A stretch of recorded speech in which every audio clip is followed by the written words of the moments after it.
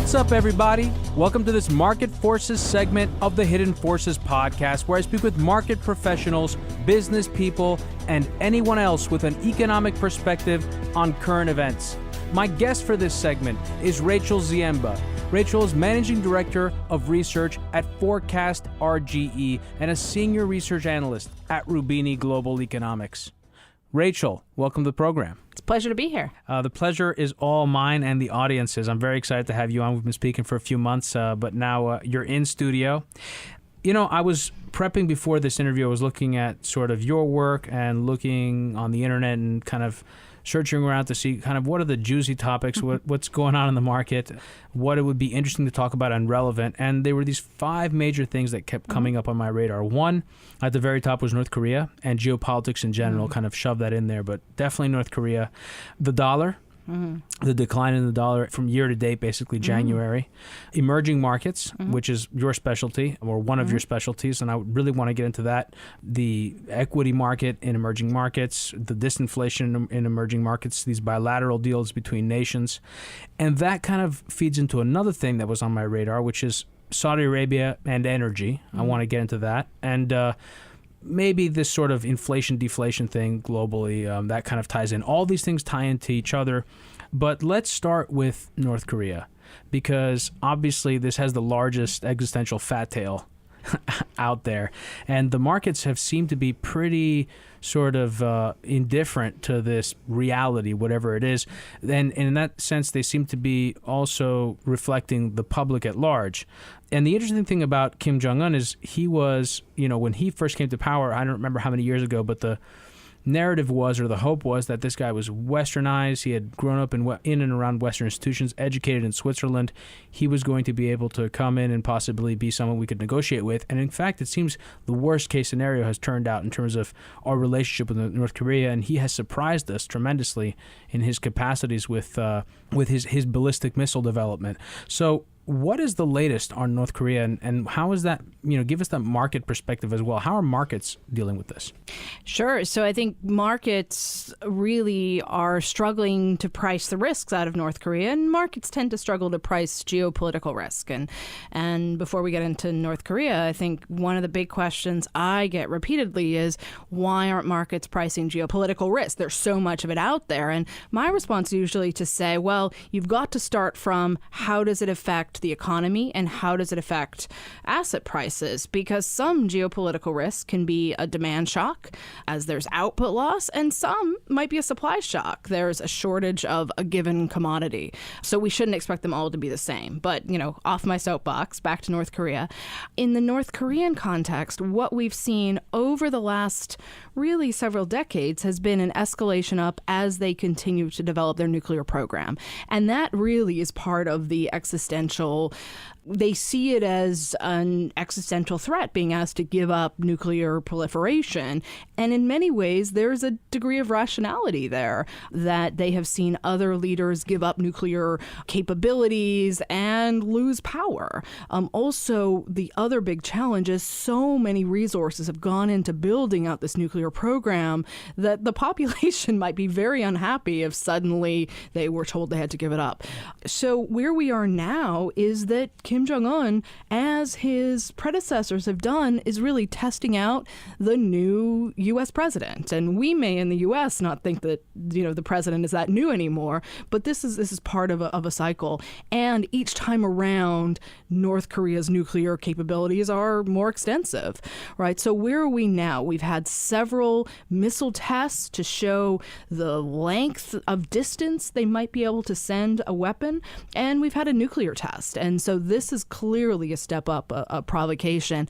In response, we've had increasing economic pressure, economic sanctions, and we had the latest announced by the UN Security Council earlier this week on Monday. And I would expect to see, given the costs of a military escalation, the extreme loss of life from any military first response from the United States or its allies, that I would expect that economic pressure will continue to grow. And we at Roubini Global Economics just put out a recent piece arguing that there will be a parallel track. There will be multilateral measures, and there will be U.S. unilateral measures. Why do there need to be unilateral measures?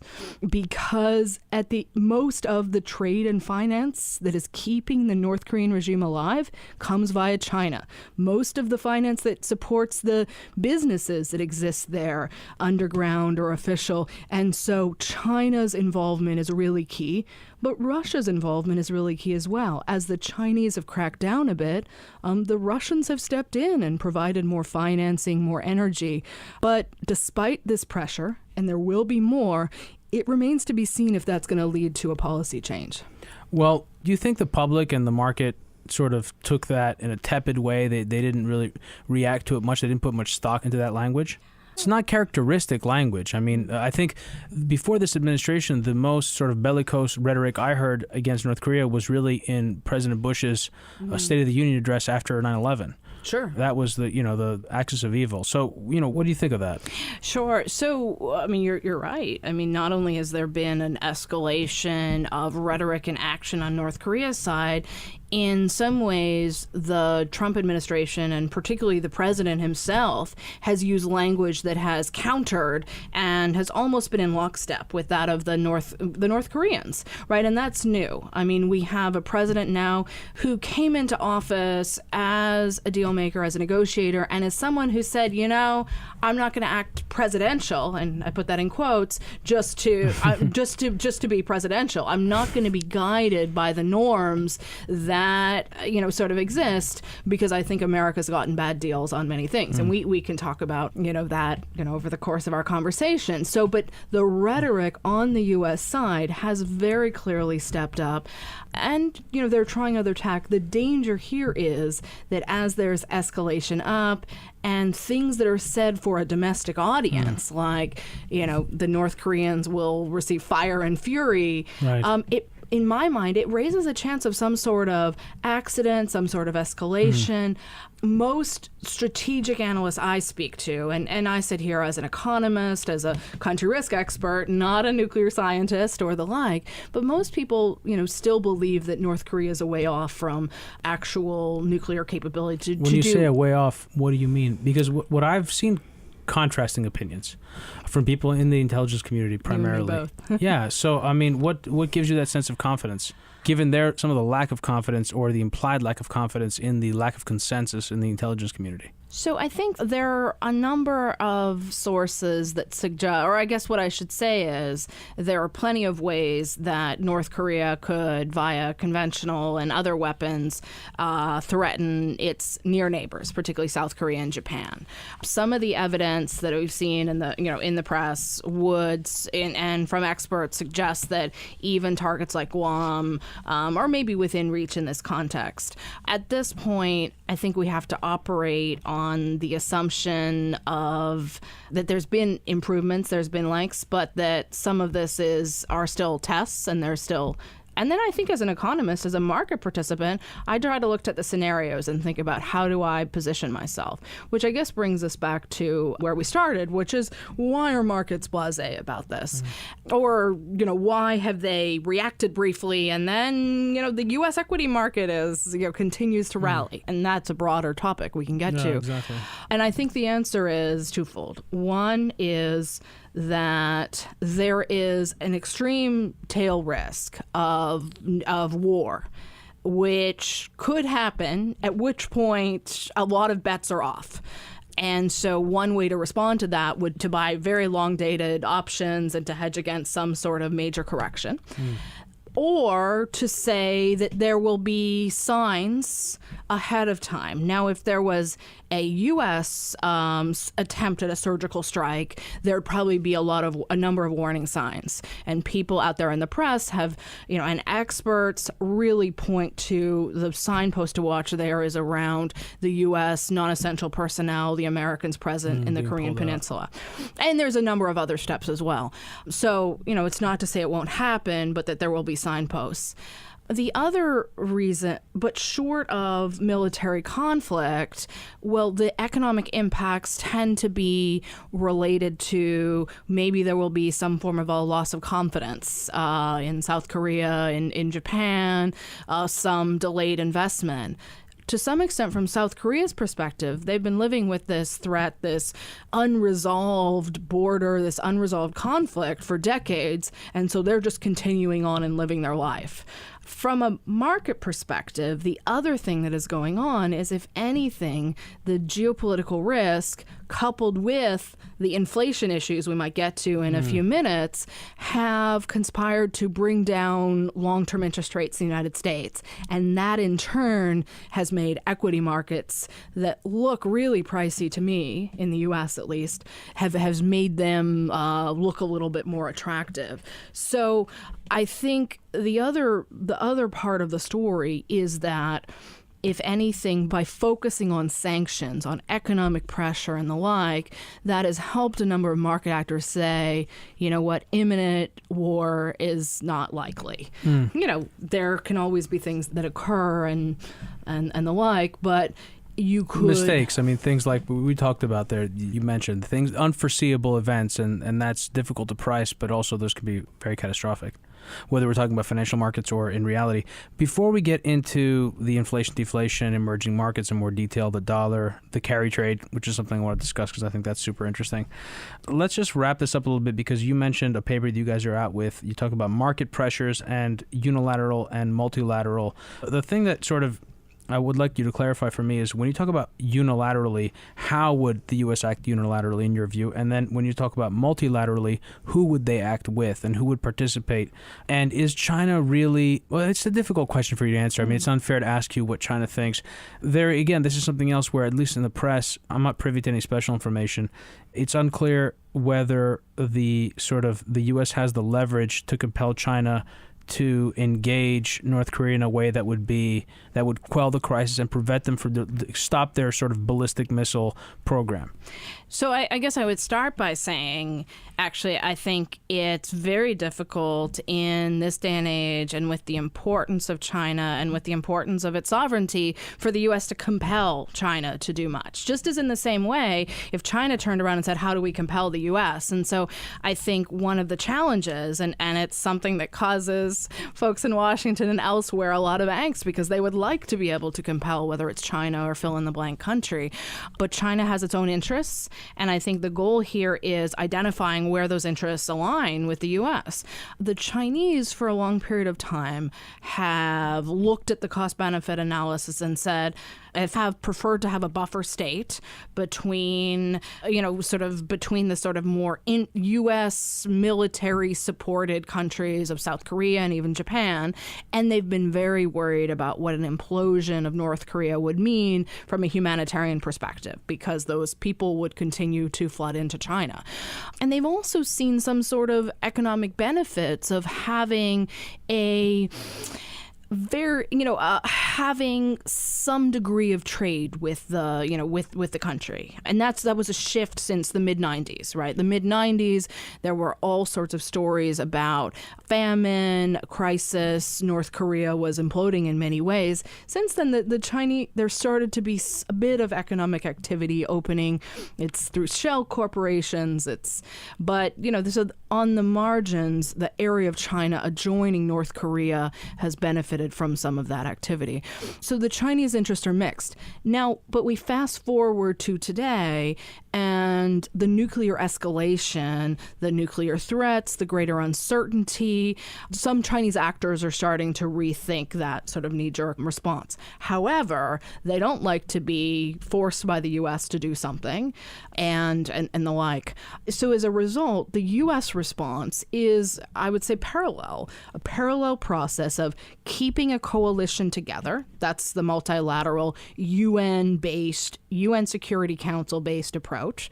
And unilateral, so U.S. action, directly. Now, a lot of people use the example of, well, what can we learn from Iran sanctions and the like? That was also a case where the U.S. did some things on their own, for a long, long time, but also there was a multilateral coalition and the like. That was really important in Iran's case because they trade with a lot of countries. Now, in North Korea's case, they've been so isolated that China and Russia account for almost all of the trade and financing. So it makes multilateral measures important in a different way because you need to have China on board. And that's what the last two rounds of UN sanctions have done. They have shown China being willing to agree to restrictions in fishing and textile and other exports. How they'll be implemented is an open question. But that brings us back to the unilateral measures that U.S. is doing. And those are being done both via congressional legislation, but also via executive order. We're talking about sanctions, essentially, I'm talking right? about sanctions. All of them are sanctions. But, the U.S. doesn't trade with North Korea. The U.S. doesn't. So it means that what the U.S. is doing is sanctioning or listing companies, individuals that are trading with North Korea. And they're using the threat and acting on it to encourage China to implement what they've agreed to.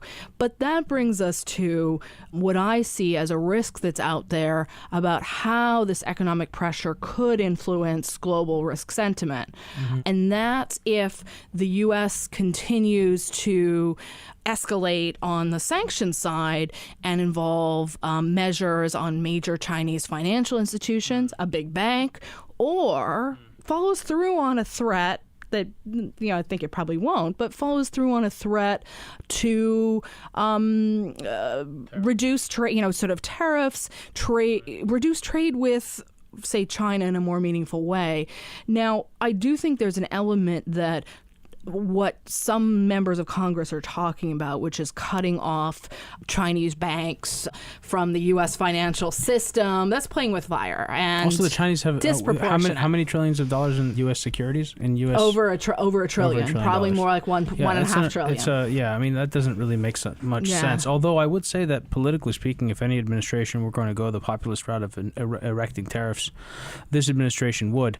We kind of touched on something a little bit, both directly when I mentioned the carry trade in the dollar and also indirectly in just the conversation itself. It's a risky situation. And although we haven't seen really any kind of panic in markets or in the public domain, we have seen a rise in treasuries. The 10-year yield has dropped down to about 2% now, I think it is, roughly.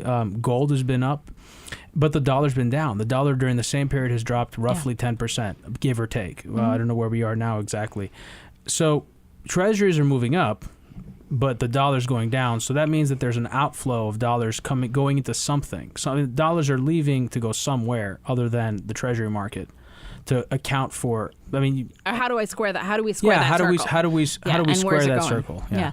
So I think what's going on, some of the move into treasuries has come from other dollar-denominated assets. So it's gone from U.S. equities into treasuries. Some of it, I think, as you say, has gone as the result of the fact that not only have U.S. treasury yields fallen, but European and Japanese yields have fallen a lot as well. I know it can seem counterintuitive given that Japan is one of the countries potentially in the crosshairs here, but the yen continues to be a major safe haven in this regard. And I think a number of people have looked around and said, well, U.S. high yields, U.S. equities, a variety of assets have looked pricey. So from the dollar standpoint, I think I would there's sort of been an arc here of flows that's really been based on relative monetary policy as well as geopolitics. And that's been, over the last 9 months or so, we had a period where after some countries moved out of deflation and people started finally expecting the Federal Reserve to hike interest rates and expecting the ECB not to do very much, that there was a significant move into U.S. assets, both because people had high expectations of the equity markets, but also because they thought U.S. yields were going to rise, they were going to pick up a little bit of carry.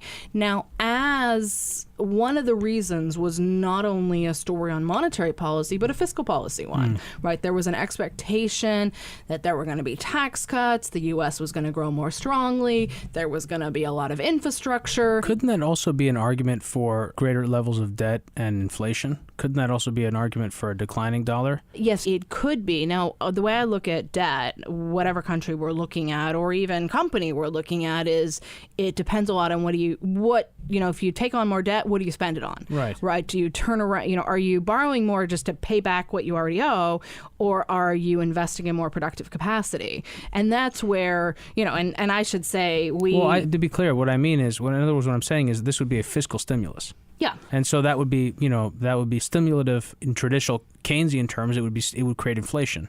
I mean, that's what the hope has been, right? That the government would enact deficit spending and sort of alleviate this balance sheet recession. That's what many people have been advocating for a while.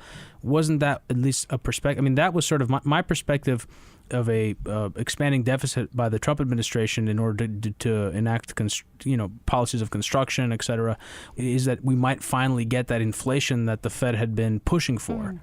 Yeah. What am I missing, or what do you? Yeah, so I guess I would say, so in general, you spend, you spend more, you borrow more, you have stronger economic growth, you grow above your potential. We economists like to throw that term around a lot. It's a really hard thing to measure. But I would also say that looking ahead, one of the hopes was just you generate more growth, you sort of actually boost that productive capacity via, say, spending in infrastructure. And that's where what you spend money on matters. But yes, there was a story in the marketplace about stronger growth, more inflation. The Fed would respond, and that led that dollar strengthened. Then I think we had, but that was at the same time dollar strengthened and the U.S. consumers started importing more goods, right? And so the U.S. trade deficit with a number of countries, if anything, actually increased under the Trump administration, despite the president coming to power sort of arguing against it. So there are a lot of different moving factors, but the point is that story has faded away from the FX markets as they sort of focus on the balance sheet of the Federal Reserve. But it hasn't, that sort of growth story, a variety of factors haven't really faded away as much from the equity markets. So the geopolitical risks may be complicated, added some noise, added some volatility. But I think the story on growth, the story on expectations there have been a big part of the story there. And then with U.S. yields coming down, European yields coming down, people say, well, where do I pick up some yield? And so that's helped support a number of emerging market assets. In fact, speaking about that, going back to the point about the dollar long position, there was a big dollar long position in the market heading into this year, and now there's a developing short position in the dollar.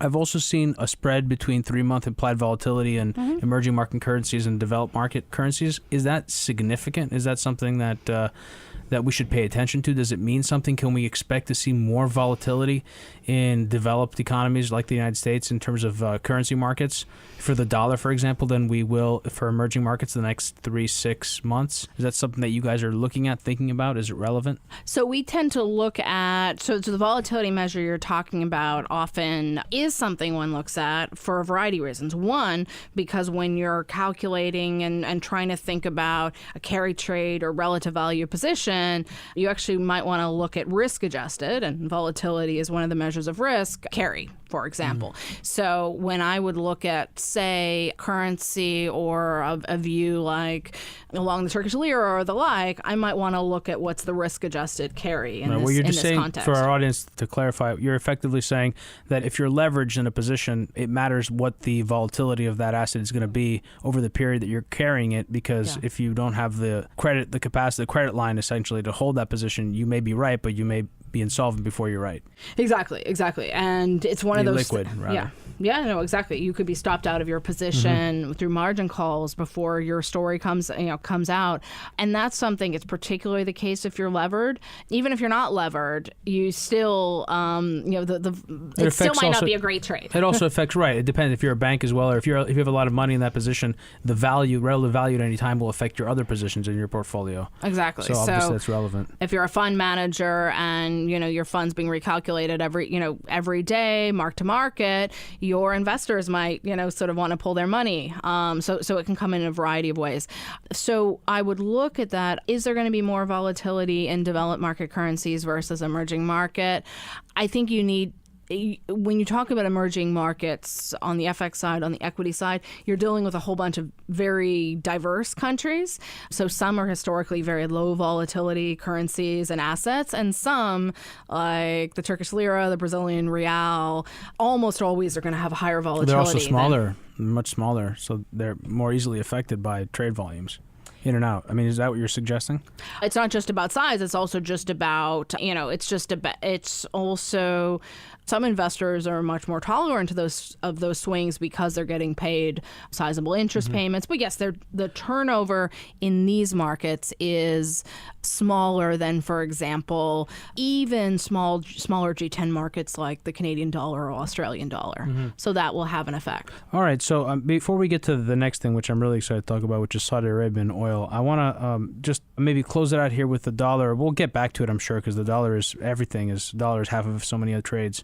But what is your outlook for the dollar? Do you have an outlook, a stated outlook for the rest of this year, and what sort of the drivers are and what the risks are, up or down? Sure. So when we're looking at the dollar, we tend to look at both individual crosses, so individual trades, but also the dollar index, right? The trade-weighted dollar. And a number of Asian currencies, the Canadian dollar, the euro are major drivers of that. So in this context, we would expect to see, a little bit of a little bit further weakness, but we think it's probably gone. It's probably gone a bit too. It's probably gone a bit too far. I think the key dynamics difficult to make projections. It's difficult to make projections. I think in this context, we would expect to see, if anything, what's going on in Europe. We will expect to see a bit more euro strengthening. Sterling is a bit of a wild card there. The Chinese are back to their approach, which is trying to have two-way movement. When the currency in China starts to get too strong, they start to encourage a little bit of depreciation and vice versa. We mentioned, before we get to oil, I mentioned volatility in the context of currencies, but of course, volatility, at least as measured by forward volatility, at least as measured by the VIX, is still at all-time lows. What do you think of that in general? Sort of I don't want to use a word that's overused, but this, the general complacency, the complacency in the market, that it remains such. I mean, that's something that continues to make traders uncomfortable. That's not something that people are comfortable with, because there's a recognition that eventually the volatility will return. Is that something that you think about at all? Or, do you have any thoughts on that? I think one of the biggest things that worries traders, particularly focused on U.S. markets, is the combination of low volatility or historically low volatility and expensive valuations, right? And they do, there's some similar drivers of that. And one of the explanations of the valuation story, and I'm thinking about pretty expensive, price earning ratios and the like, has been that interest rates are so low that central banks, especially now the Europeans, the Japanese, have been in the market buying up government bonds, which has pushed people out to higher yielding assets. But despite that rational explanation, it still makes people worried, in part because we're getting close to that time when the central banks start to taper their balance sheets and start to allow things to roll off and the like. On the VIX side, I mean, one of the challenges, it's a metric that's used by a lot of people to measure different things. The other challenge that's been present in the U.S. market has been the fact that net issuance is actually negative because there's more buybacks than there is issuance.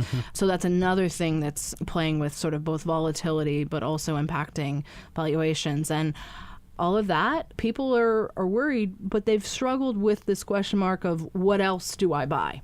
Yeah, no, I mean, it's something that I continue to watch, and it's something that is fascinating and interesting, and no one has the exact answer to it.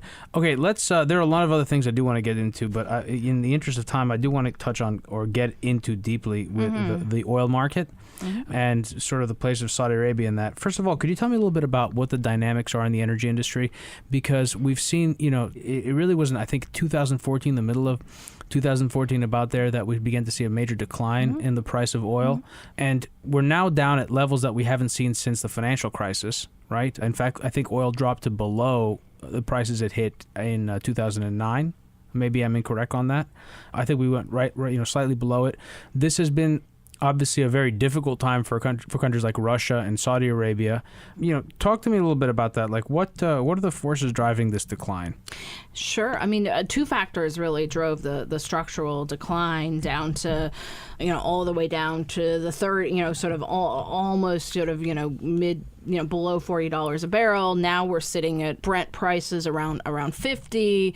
The two structural changes in my mind were the fact that not enough people were paying attention to U.S. production growth, particularly in shale, but the U.S. was shifting from being a net energy importer to being a net energy exporter. That's a remarkable story, by the way. I mean, the reason I also bring it up, and I should have just said it, is whatever happened to peak oil. That was the story. I mean, we were never expecting to see there were people that said you'll never see below $100 a barrel again. Of course, right? Dow, 20,000. But truly, putting aside the dollar figures, I think many people didn't expect it to go below 50 again. That we had been primed for that. We had Hubbard's peak. We understood, no one could imagine that the U.S. would be energy independent. And also not only that, but, and I just want to say this as well, and I would love for you to touch on this, is the fact that so many of these companies across the globe are unprofitable at these levels and countries. So I'm curious what you have to say about that. And tell me, maybe I'm incorrect on that, but... No, so I think that structural shift, and we were talking earlier about volatility in FX markets. One of the things back in 2013, even early 2014, that worried me as someone that watches the oil markets closely is how low the volume and how low the volatility, how tight the trading band was. And I remember writing pieces because oil prices went up almost to sort of 115 before they sort of started cratering downwards. Right. And I just said, well, that really doesn't seem justified. Now, I was expecting a correction. Was I expecting it to go to 50 or below? No. What was the peak? 147 in 2008? 147, 148 in 2008. And then it got up to a little Brent crude. And at that point, we were, before the structural change, at that point, WTI was, had periods where it was actually more pricey than Brent. So, I said earlier, the U.S. production story was an important one. The other side is, of course, that demand was growing more slowly. And part of that was U.S. consumers weren't driving as much. They weren't buying as much gasoline. But also Chinese consumers, Indian consumers stopped growing as much. So, and we saw this first in other commodities, right? The base metals, right? Chinese growth was less energy intensive and their demand for copper started to slow. But people weren't really ready for it, and where oil was concerned. So does that also take into account alternative energy sources as filling that demand? You're not talking... Okay. So overall, I would say demand growth for energy within China has slowed. But you're right, alternative energy and more fuel efficiency has been a part of that story. And so I think in both of those key structural changes I've just mentioned remind us that price matters. So, you said, peak oil and the like. When prices are $100 a barrel or more, not everywhere in the world, but many places, there are projects that become profitable. People test out innovations, you try alternatives. And what I think was surprising to many, including the Saudis and the Russians, was that the innovations that made sense at a high oil price, the producers in the shale patch managed to squeeze their costs really dramatically. Big time. Now, partly it's because they told the oil services companies, you want to have a contract, well, give us a deal that's 40% less, and then you have a deal. So, but looking ahead, some of these structural changes are with us for some time, and that means how much companies and countries adjust is really going to drive their relative performance. Now, some countries like Russia, for example, Nigeria, finally, though a number of others, the way they coped was they cut spending, government spending, but they also said, you know what, we're not going to waste our money keeping an exchange rate that's too expensive. The Saudis did not take that option, but it did help them avoid fiscal austerity that was even greater. Before we get into Saudi Arabia and sort of the national account, what has been the effect of this price on American companies, let's say shale companies, and how does that relate to their financing in the context of a rising interest rate environment, potentially or supposedly or theoretically? How does that all play together? Yeah, you're right to focus on financing because the fact that there was so much cheap financing was a major lifeline to many of these producers, and that some of that was from the banks and the refinancing. Some of it was from, the oil patch became an attractive place for private equity firms to come into, and some of them have bought up a lot of assets. So cheap financing, and some of it is around low competition was a major part of that. So going forward, and baked into our assumptions is moderate increases in interest rates over the coming years. We don't think interest rates are going back up to where they were. So you don't think rising interest rates are going to put any kind of major cramp on this market?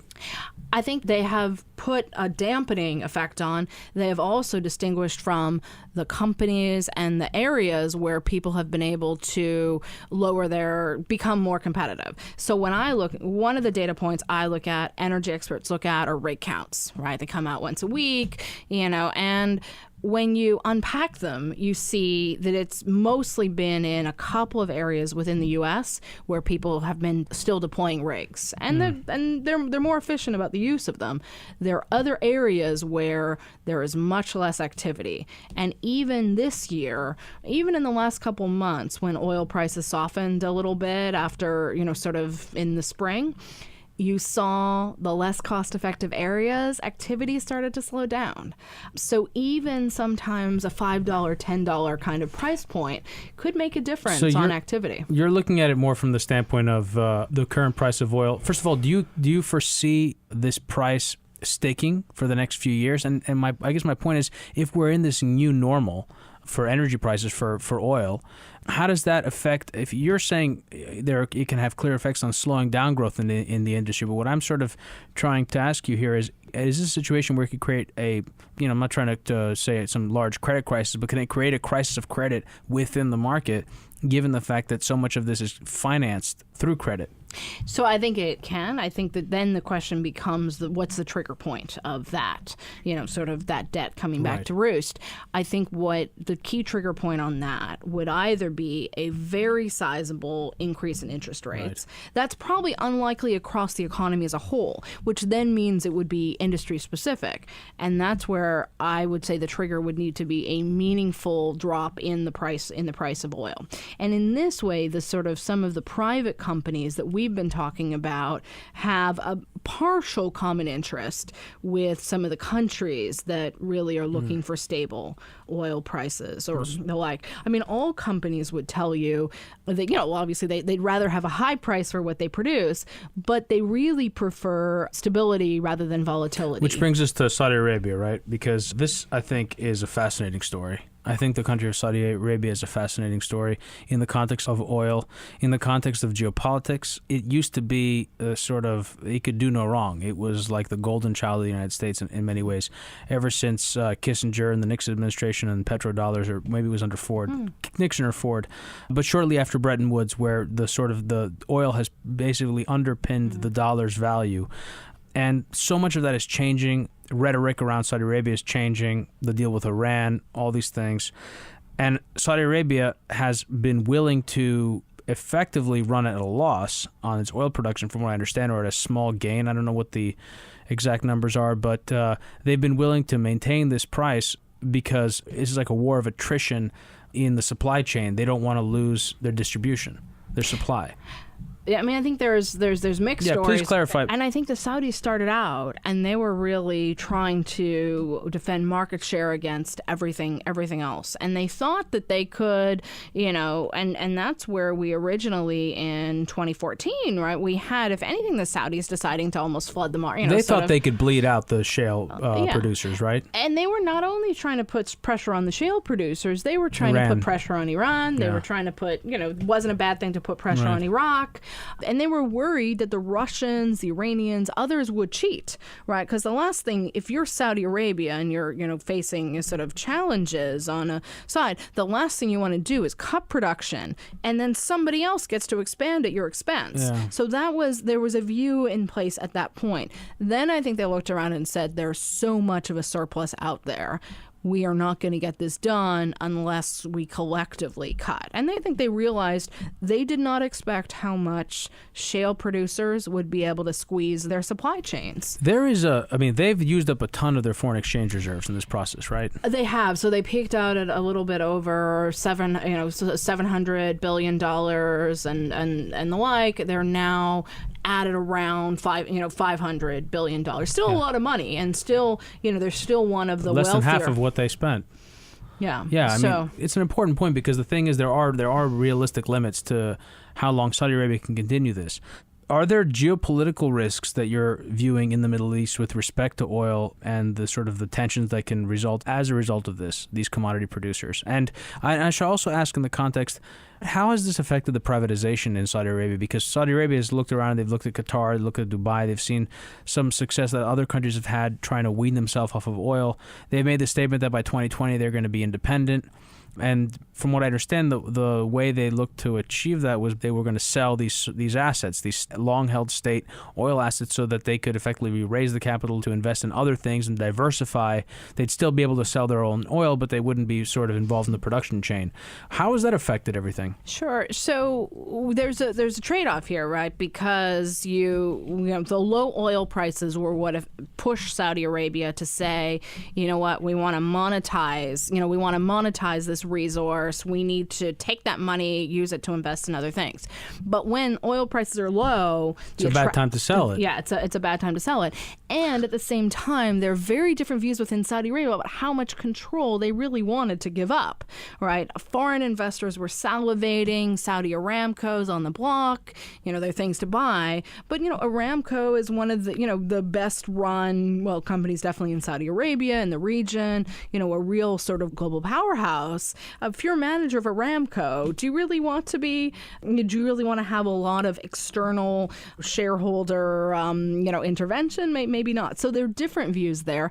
And there's a question mark of then, if the money was raised, where was it going to go to? So the point is... That's quite a balancing act. They've been in the oil game forever. Yeah. That's how they got rich, to switch off into other things, alternative forms of energy. Yeah. And at the same time, they had, a real challenge of how were they going to deal with the problem of growing domestic demand for energy, right? If I look back to 2013, 2014, even 2015, I said earlier demand growth in the U.S. and China slowed down. Where was it still growing strongly in those years?